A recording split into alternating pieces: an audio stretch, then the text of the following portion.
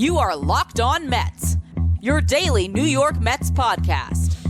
Part of the Locked On Podcast Network, your team every day. To Locked On Mets, part of the Locked On Podcast Network, your team every day. Thank you for making Locked On Mets your first listen every day. Locked On Mets is free and available on all platforms, including YouTube. The New York Mets beat the Yankees in Game 1 of the Subway Series on Tuesday night. I'll be breaking down that game in the first segment of the show today. And speaking of that game, Jeff McNeil hit another home run in the second segment. I want to talk about why McNeil is better than any player the Mets could have acquired at the deadline. And then we're going to sort of bridge segment 2 and segment 3 with a column that Jeff Passan had today that really frustrated me. So I'll talk about that a little bit, and that'll lead us into the final segment where I'll tell you about Christian Scott's injury, a UCL injury, which could mean the worst. We'll go through all of that and what are the implications for this team for the rest of the season. If you don't have Christian Scott in the fold, who is going to take that spot in the rotation? We'll go through all of that in just a minute. Before we get into any of that, though, I'm your host, Ryan Finkelstein. If you want to find any of my work, follow me on X at FinkelsteinRyan. You can also find some of my writing at JustBaseball.com, where I work as the managing editor. Now, for those of you who haven't been listening to the show or watching the show the last couple of days, and you aren't aware, the reason why you're not seeing me if you're watching on YouTube is because I am in Disneyland. I've been there the last couple of days, spending all my day at the amusement park, and what that does for you is, for one, it gives you some really sore feet. What else is hurting right now? My knees, man, are killing me. I'm getting closer and closer to 30, and the body feels it. But also, it creates some very interesting habits when it comes to how I'm consuming Mets content right now. Instead of watching everything I can, reading everything I can, watching every single pitch, I've been kind of relegated to just whatever comes across my feed on social media, and then trying to watch the games, but MLB is killing me, and they're blacking me out, even though I'm in California, and the Mets are playing. First it was the Marlins, now the Yankees. It makes no sense. I'm going to, with my day away from the parks tomorrow, I'm going to try to resolve that issue, but I've been forced to do the game day experience, and I'm sure a lot of you have done this before, whether it's, you have something with your family that you have to be at. Maybe you're coaching your son in baseball, your son has a baseball game or a soccer game, whatever it is. And instead of getting to watch, you have to game day the entire Mets game. Just follow along on that stupid pitch tracker and see what happens. And every time that you get a color that's not a green or a red and a ball is put in play, you hold your breath on either side of it. So it was a very interesting viewing experience for me to go through that game against the Yankees that was so close. And for one, wonder, are the Mets ever going to score on Luis Gil? And two, wonder when is Jose Quintana going to break down. The reason why I almost said Carlos Carrasco there is because this is actually my second time trying to record this segment. The last time, again, here's the issue without being home. My mic just stopped working, I guess, in the middle of it. So now I'm re-recording it. And part of what I discussed when I was talking into thin air here is the fact that Jose Quintana this year reminds me a lot of Carlos Carrasco in 2022. Yeah, there's going to be some outings where he gets knocked around. But there was a reason why going into this season, I was more confident in Jose Quintana than any other starter in this rotation because of consistency. And now you're starting to see that. From watching the highlights back, if I had been watching the game, I would not have been as stressed out as I was just following along on game day because he was executing.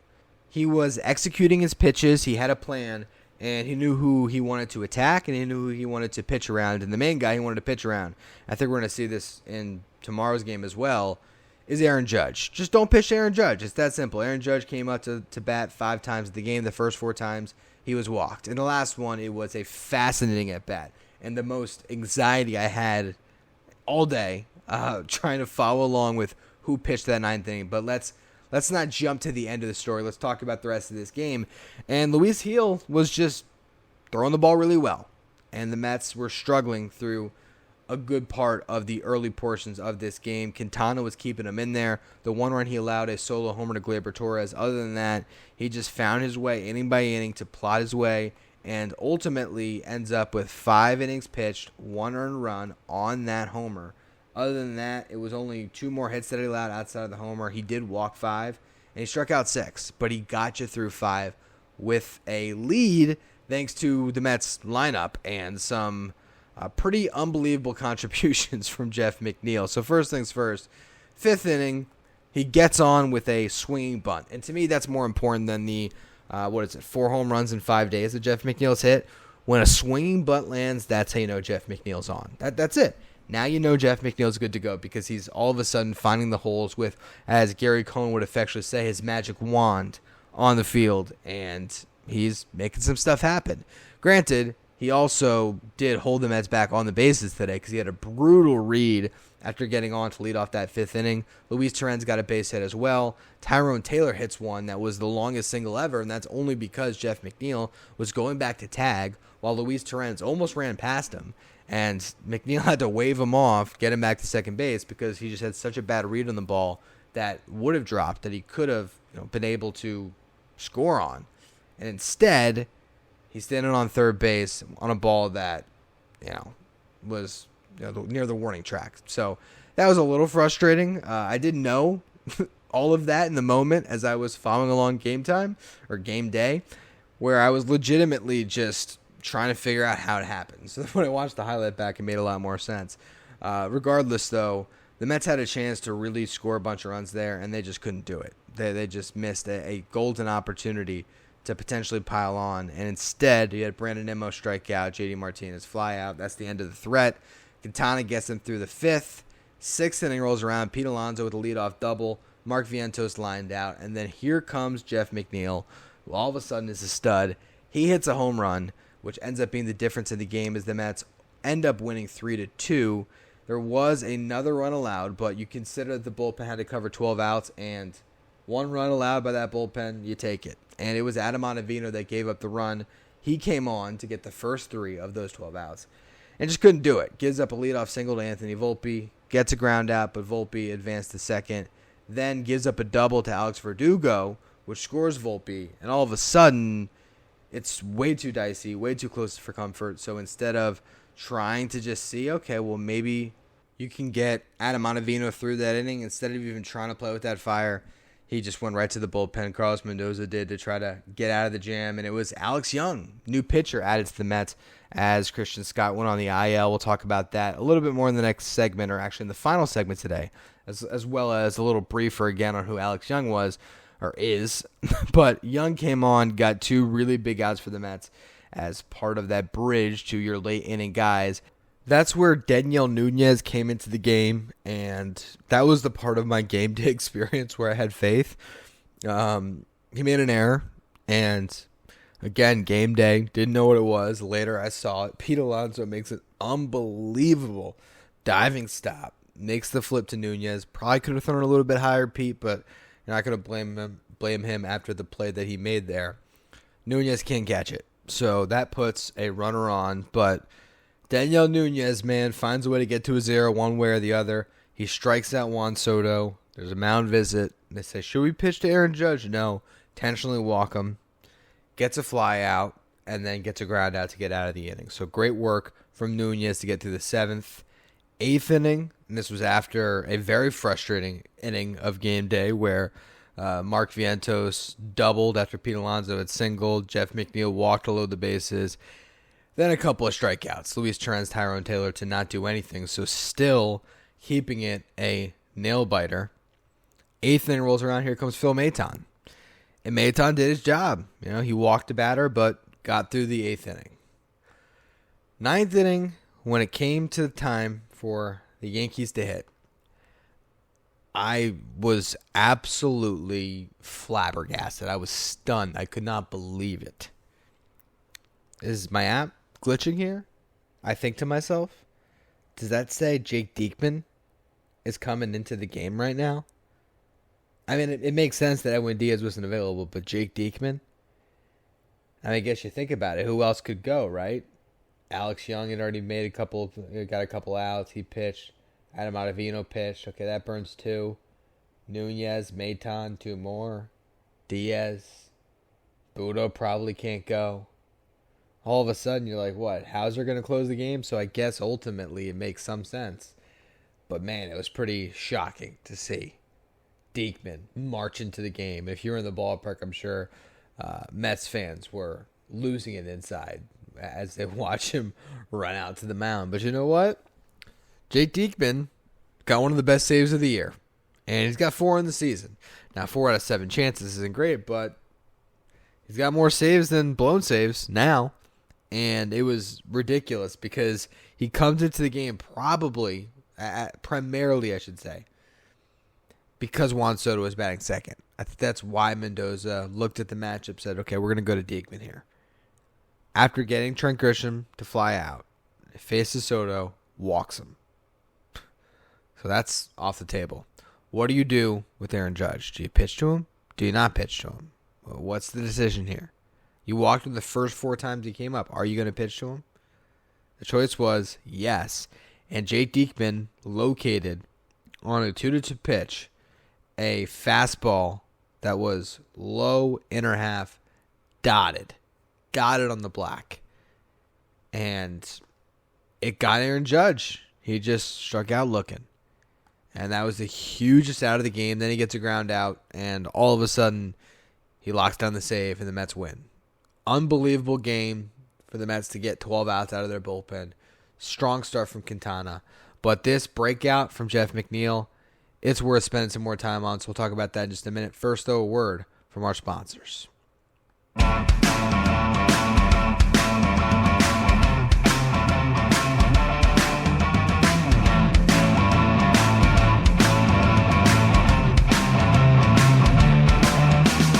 This episode of Locked On Mets is brought to you by Booking.com, Booking.yeah.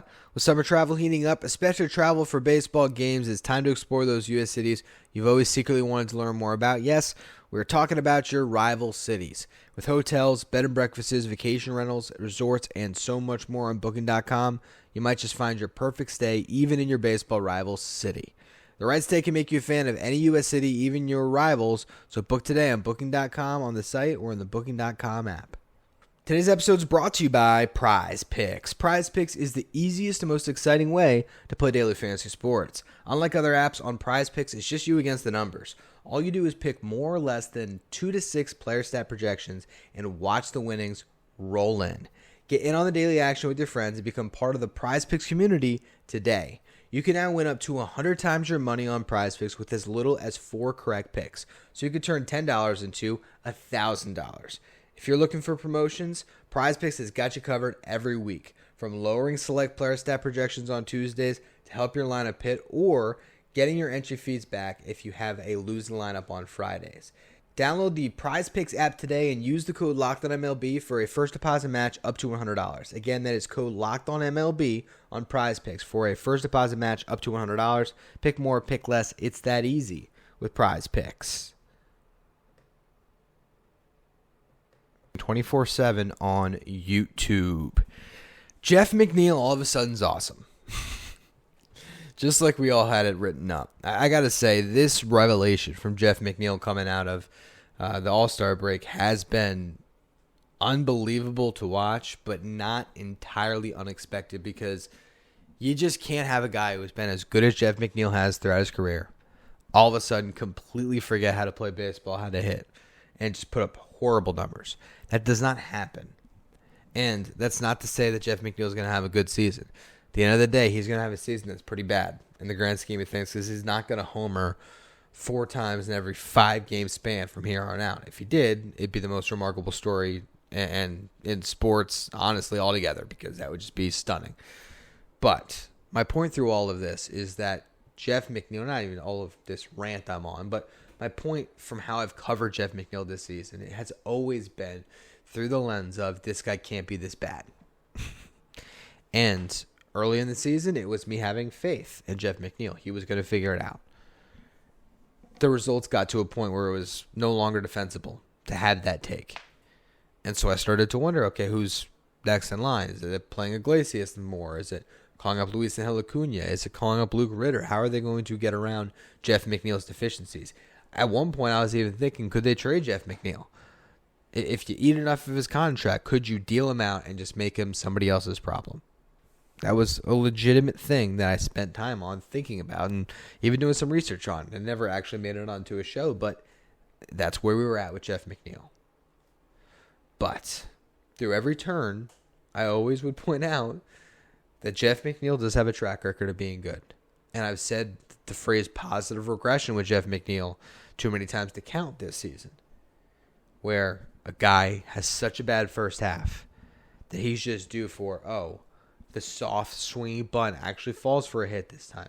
Oh, finally, instead of flying out, I'm driving the ball over the wall, and I have 4 home runs in a 5-game span. This is Jeff McNeil playing baseball at his peak. And not just the home runs. But we've been seeing it build between great defense at second base or in the outfield to hitting the ball hard, and it's just right into Josh Bell's glove the other day. Or other times where he's hit the ball hard into the outfield, but somebody runs it down and makes a great catch. It's not to say it's all bad luck, because it's not. But it is to say that luck has not been on his side. And if that starts to get on your side and you're putting together a better process, you're playing well, all of a sudden a lot of things fall into place. And I think with Jeff McNeil, there's always been that talk, right, about the golf game and all of these things, how he's not focused on baseball. And during this period where Jeff McNeil was really bad, I'm going to be honest. I'll hold my hand up and say it. I started to question things with Jeff McNeil. And I'm not just saying 5 games cures everything, although it does cure a lot for Mets fans. But the reason why I bring all of this up with Jeff McNeil again is just because this is a guy that has been really good in the past. And now, short sample, we're starting to see that again. Jeff McNeil has had a better career than almost anybody that'll get traded at the deadline. And I mean that. Because I don't know who gets dealt. Yeah, sure, Luis Robert could go. Does he? And are the Mets in the mix? Absolutely not. So Jeff McNeil being good goes such a long way for this team because they're not going to get much better at the deadline. And, you could trade for Jesse Winker, right? But I've talked about that. The positional fit's not great. So that alone is a problem. You can't trust Jesse Winker in the outfield. But here's the other one. Here's the wrinkle to it. Who's had the better career, Jesse Winker or Jeff McNeil? Jeff McNeil by a mile. Yes, Winker had an all-star season. He was good. Jeff McNeil has been much better for a lot longer. Okay, now, with that said, as you're thinking about the idea of, okay, go out and get Winker. Winker has been great this year. I understand that. But you have one guy who's been performing over his head and the other who has been struggling to keep his head above water. It is hard to have faith in McNeil just to say, all right, let's forget everything that happened.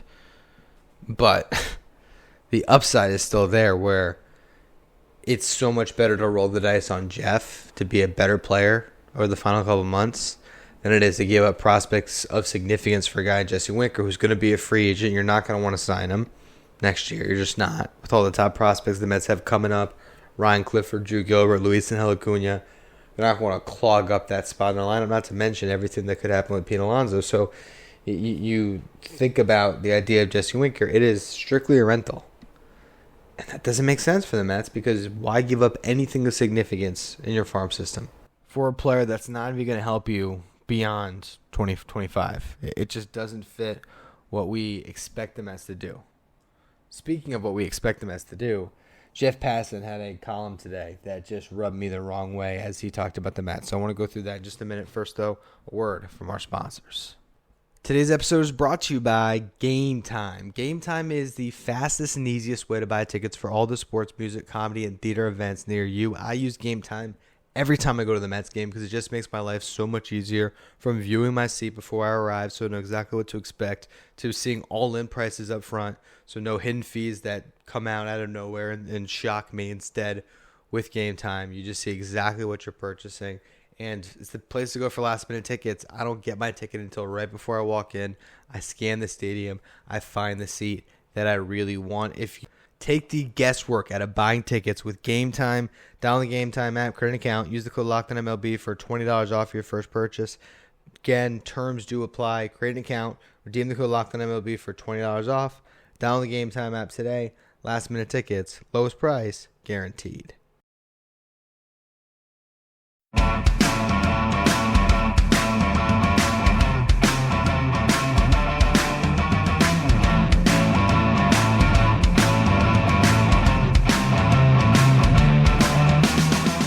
If you're an everyday listener to the show, make sure you become a Locked On Mets insider. This is our texting service where you get updates from me anytime some news breaks on the Mets. You can also ask me questions anytime and take part in our Locked On Mets signed photo giveaways. If you want to be a Locked On Mets insider, you can find the link in the episode description.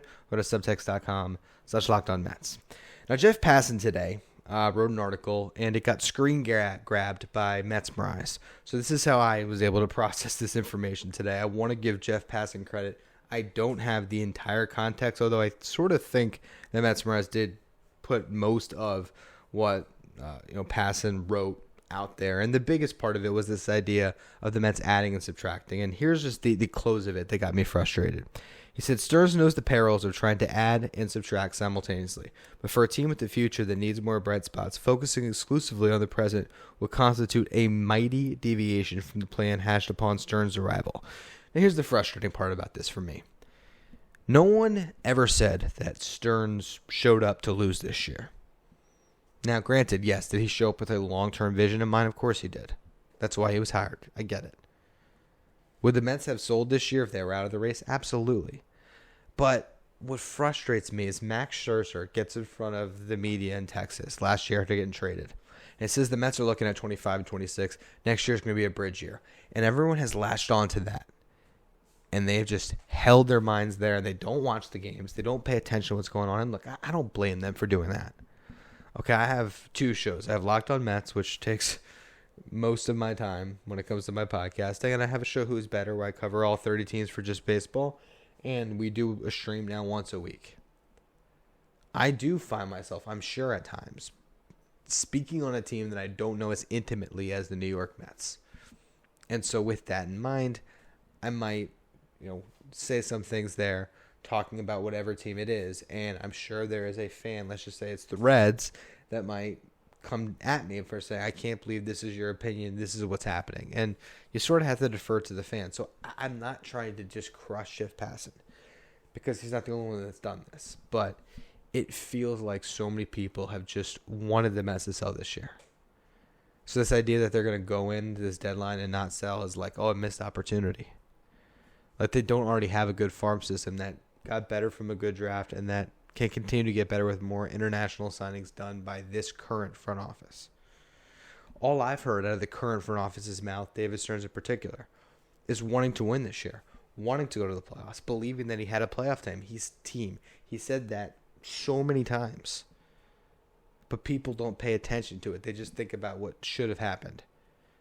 And that's really frustrating because we've got to enjoy this Mets team the last couple weeks has proven that they're a really good club.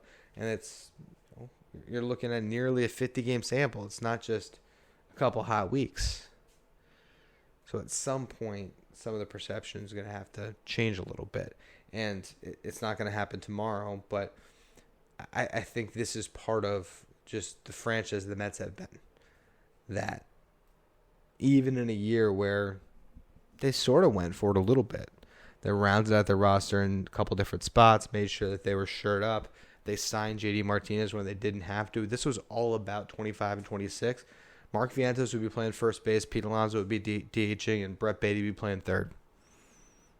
Every single day. But it's not just about the future. They have showed you step by step along the way that they're about winning if they can. And now that they're in position, are they going to all of a sudden sell something? No, they're not. And they shouldn't. And now there's even more of a reason not to, because what you would have to sell is pitching. And Christian Scott could be out for the year. Now, we don't really know the full extent of it yet. It's just a UCL injury. They haven't given a diagnosis right now as I'm at. 5 o'clock on the East Coast, recording this at 2 o'clock in the morning. I haven't seen anything on Christian Scott's elbow yet. Typically, these things end one way, and we're not going to wish that on him, so we'll see what happens. But even if it is the better case scenario, it's just a sprain. You think Christian Scott's going to pitch for another month? Because I don't. And that carries you pretty much through August. Kodai Senga's coming back in this rotation. That gives you a 5-man group. And they could get around Senga. They could do bullpen games when Senga's ready to go. Maybe he tells them, I am good to pitch on 4 days rest and your problems are solved. But if they aren't, what do the Mets do? There's a couple of options, right?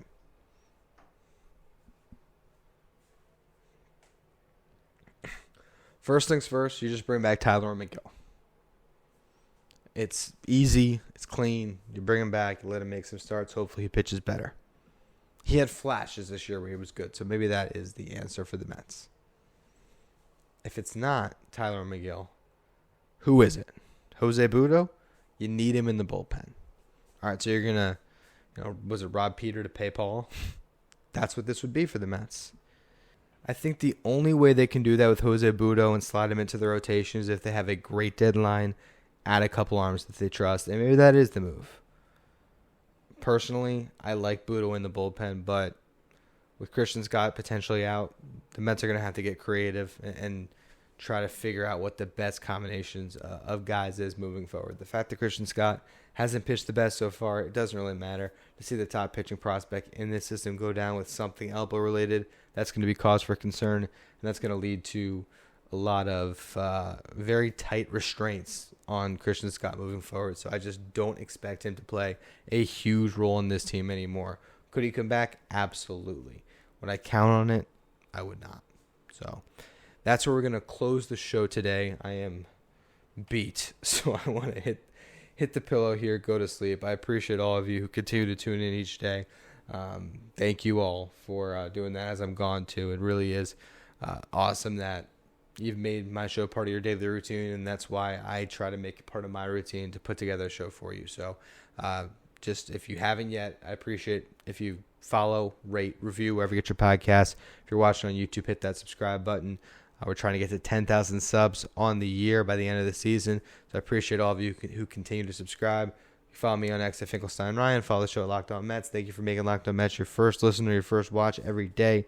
And after your second watch, head over to YouTube and check out the first ever 24/7 channel that's streaming, covering everything in the world of sports with our local experts from each team and our league-wide experts from each league. You find Locked On Sports Today streaming 24/7 on YouTube.